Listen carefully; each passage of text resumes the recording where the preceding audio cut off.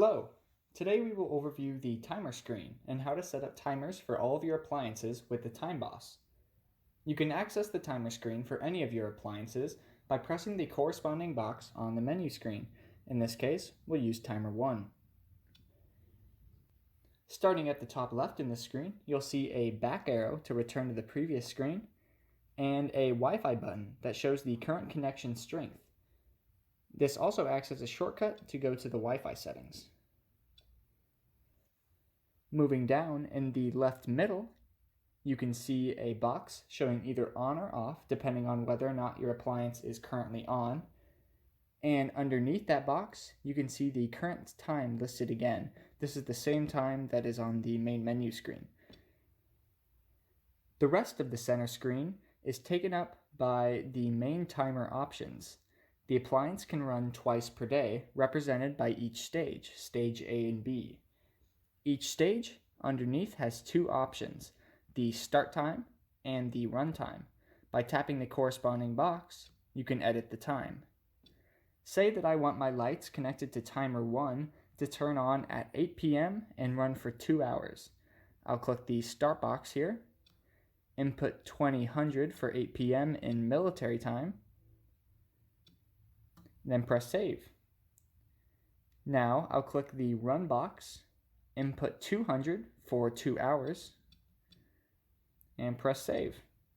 Now you can see the purple bar change accordingly up here. And then you can do the same thing for stage B. For example, I could want another timer to start at noon and run for 4 hours. So I'll do 1200 and 400. And there's noon, 4 hours, and then we still have our 8 and 2 hours later. The final row of buttons starts with TR, or time remaining. If your timer is currently running, like so, this shows the time remaining before it turns off. This is also the same number that will show on the box on the home screen for timer 1. In the center, there is a manual start button and an abort button. Any timer, as long as it isn't disabled, can be manually started. Simply press the button, input your duration, and press save. When you start a manual cycle, that button will change to end, as well as that green bar will show up on the timeline. By pressing end or abort, and they do the same thing in this case, you can end the manual cycle.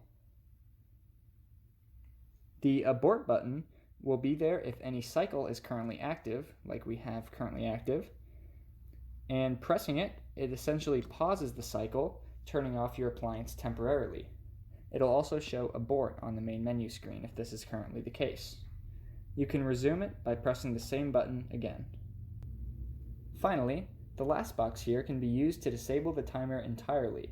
By doing this, it will preserve your timer options for when you re-enable it, so you can see the bars and the values are still there, but while disabled, the appliances will not function. As you can see right here, they are currently turned off. By enabling it, it will resume the cycles, keep our settings, and turn the appliances back on since we have a timer cycle going. And that's all. Remember that if you had any trouble throughout this process, we are always available by phone and email for support.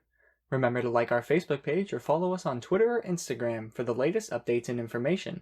We also have an e-newsletter for other information and tips, and you can see many other tutorials on our YouTube channel for other issues you might have. Thanks!